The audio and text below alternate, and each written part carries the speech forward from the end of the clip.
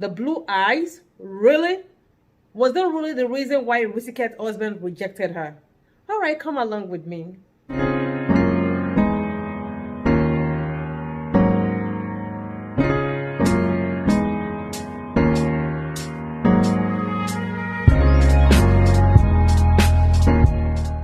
So a few weeks ago, the story of a lady called Risikat with a rare blue eye went viral.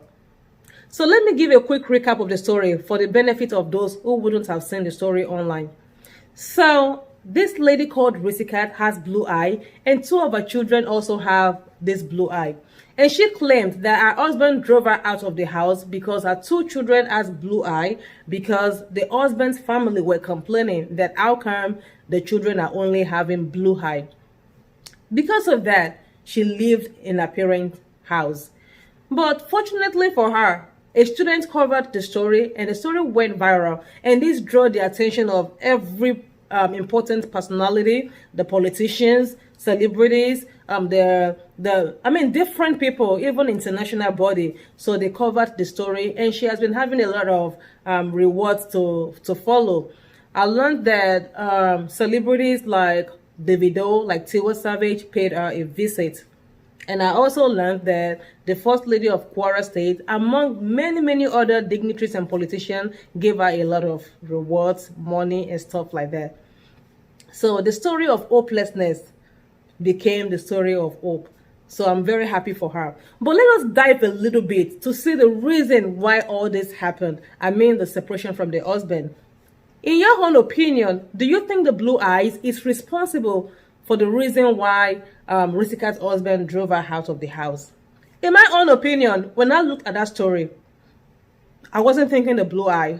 What stood out to me was poverty, poverty, poverty. And why do I say that?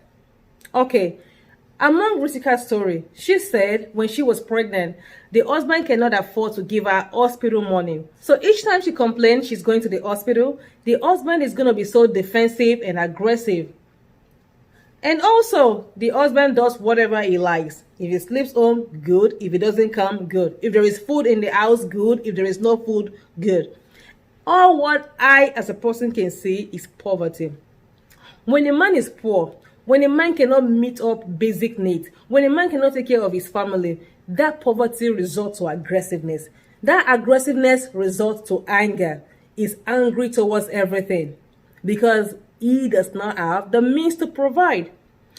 Initially, they could be in love even with that state and condition, but over time, when the woman asks for this, you don't have it. The woman, especially if it's a basic need, it's not like money for weeks or expensive hair or expensive clothes. If it's a basic need and you cannot afford it, it leads to anger. And that's what I can see in Risikat's husband.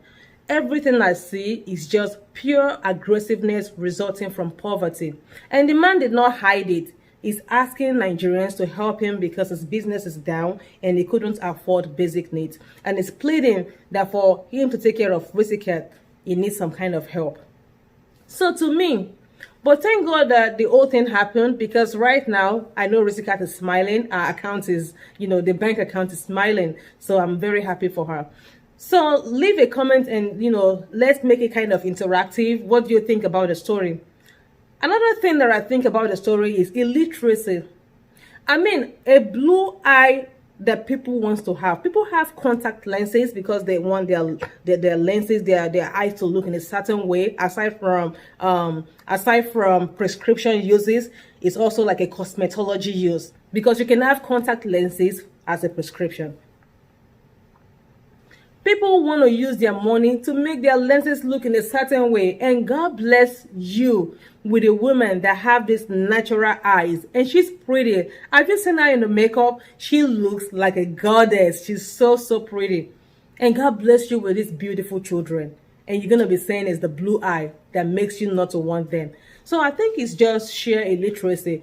A lot of time, illiteracy breaks home. And when I say illiteracy, it's not only in terms of formal education. I remember that I covered a story of a lady right here in the United States, here in America, that the husband demanded, the husband has been in the US for a while before the woman came. And when the woman came, the husband demanded her to always kneel down before she put a food on the table for him, to always, some ridiculous demands, And finally, the husband prevented her from furthering her education in the US because the man thought when a lady goes to school, she's going to be so arrogant, she's going to be so uncontrollable. Anyway, the long and short of the story, they ended up separating and going their different ways after 4 children.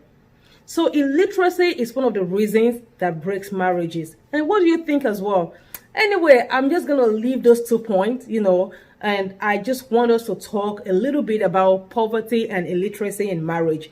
Do you think love can be strengthened where there is poverty? Do you think love can be strengthened when a man cannot provide basic needs? Let's talk about that. All right, I will be there in the comment section to interact as well.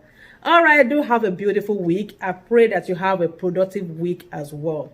All right, bye.